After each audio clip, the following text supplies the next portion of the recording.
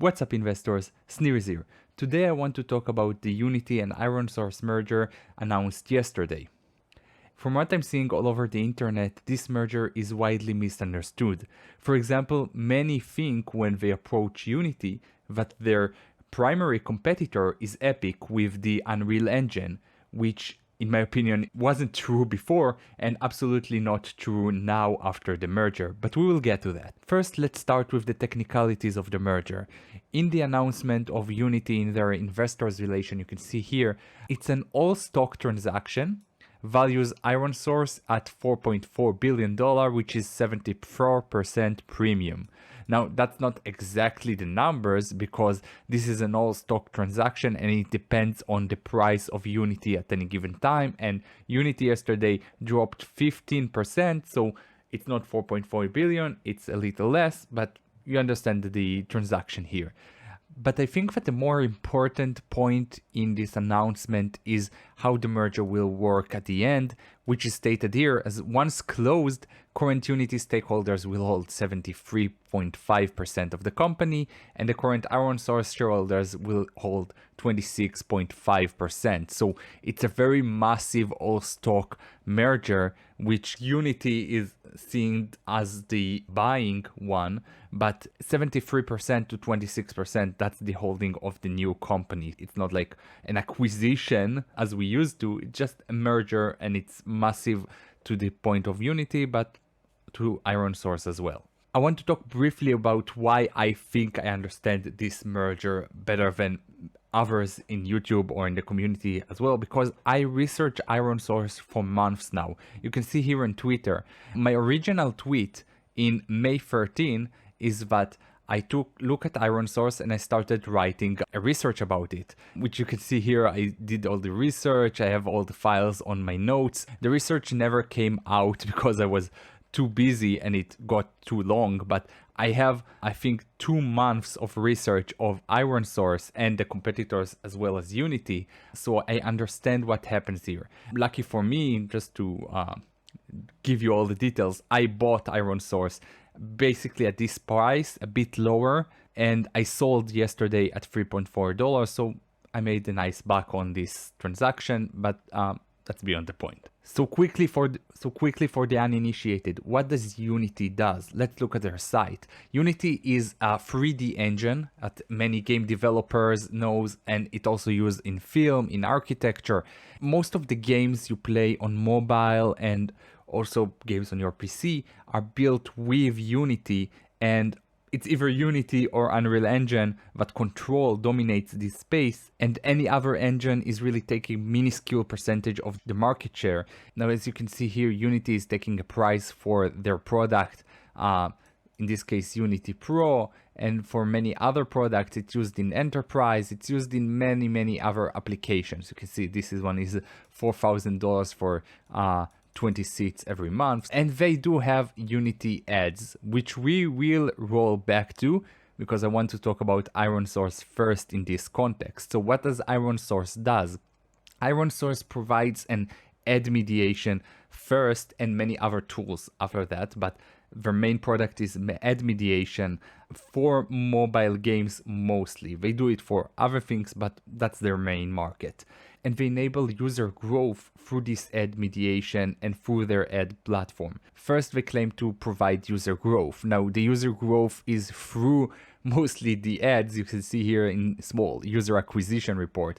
They use their ad platform to bring more users to your game, your app, and then you can monetize it, which they help too, by analytics, by providing tools for in-app stores and things like that. And they of course provide deep analytics because they already are in your game and they see all this data, so why not?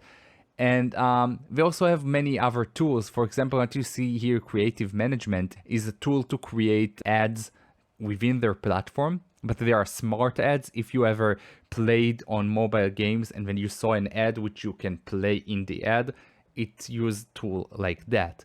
IronSource is really advanced and really good at doing mobile games ads and growth and monetization and all of that. Now quickly just back to Unity. Unity ads is basically taking the biggest thing in IronSource, the ads.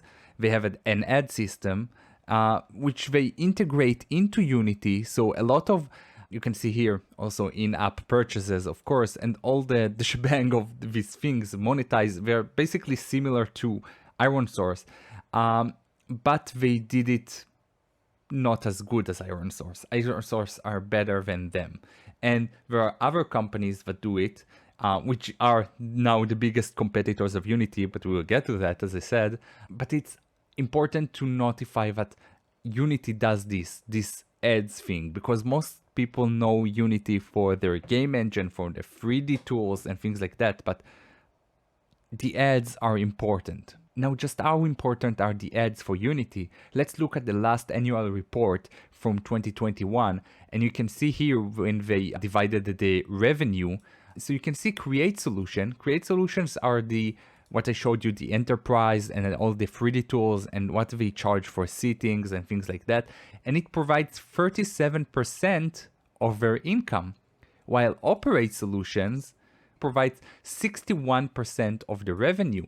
Now, what is the Operate Solution? The Operate Solution is basically the ad system. So you can see here, our Operate Solution offer customers the ability to grow and engage with their user bases. So how do they grow? The ad system and the in-app purchases, Unity ads, this is the tool. So this provides most of the revenue for Unity. So in that context, now that you understand that most of the revenue was from this kind of thing, this merger with IronSource makes total sense. They just doubled down on the decision to go into that route. They basically gave up on competing with Epic and with Unreal because their reach into the AAA games and field was limited at best, but their ability to control the mobile games and the indie games and all these games that are driven by ads and by this kind of system in-app purchases is far better. And by merging with IronSource, they are now becoming a world power in this field. Not just as a provider of the 3D engine, but as the provider of the extra services like the ads and the in-app purchases and analytics and everything that IronSource does. And we can see it in the merger presentation that they showed. So this is one of the slides, and they say, we believe the majority of the world's content will be real-time 3D. That's Unity's part. They provide a really good real-time 3D engine. Only a fraction of creators succeed in the creators economy today because they don't have the right tools. We are combining creation and growth to increase creator success and transform luck to science. Basically, taking the next step in the tools of IronSource, deeply integrated into Unity. And they even show here, like this one. They say it's creation and growth, basically Unity, some of Unity, but mostly IronSource. They will try to merge it, and in the end, it will be a continuous experience, which puts Unity in a special position because they will be able to integrate everything deeply into the system, and they will have advantage on the competitors. Now, who are the competitors? Basically, their biggest competitor right now is AppLovin. AppLovin is doing everything that IronSource does, but bigger. And they've done it for years. They are a direct competitor with IronSource, and they do everything. You can see all their products are basically the same. They have ad mediation, they have ad system over themselves. They do all these kind of things for mobile games and for apps in general.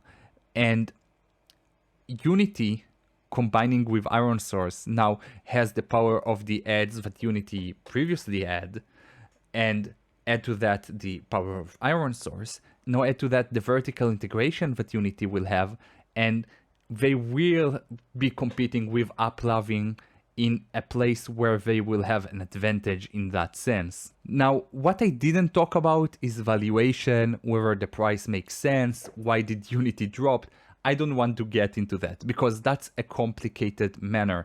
both IronSource and Unity dropped 80% from their all-time high in the last year. And this drop can be attributed to the iOS ads mitigation thing and many other things. So valuing this industry right now is very complicated.